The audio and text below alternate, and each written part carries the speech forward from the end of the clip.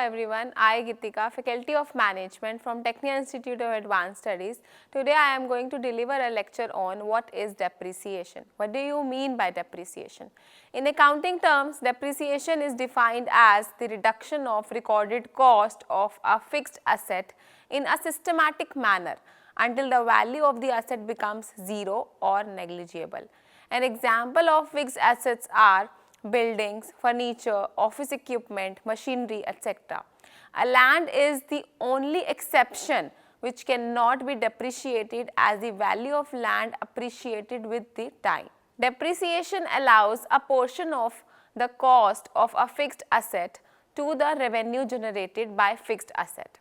This is mandatory under the matching principle as the revenues are recorded with their associated expenses in the accounting period when the asset is in the use.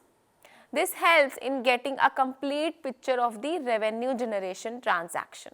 An example of depreciation would be if a delivery truck is purchased, a company with a cost of rupees 10 lakh and expected usage of the truck are 5 years. The business might depreciate the asset under the depreciation expense as 20,000 every year for a period of say 5 years.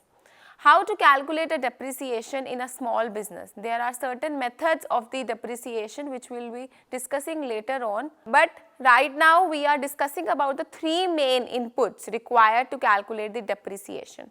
The first one is the useful life. This is the time period over which the organization considers the fixed asset to be productive.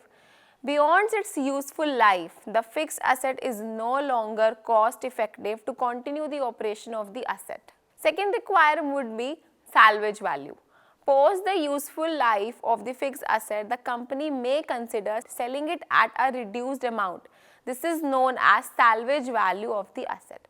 Number 3 is the requirement is the cost of the asset. This includes taxes, shipping, preparation and setup expenses. I hope you have understood the basic meaning of depreciation, that what do you mean by depreciation. Thank you very much.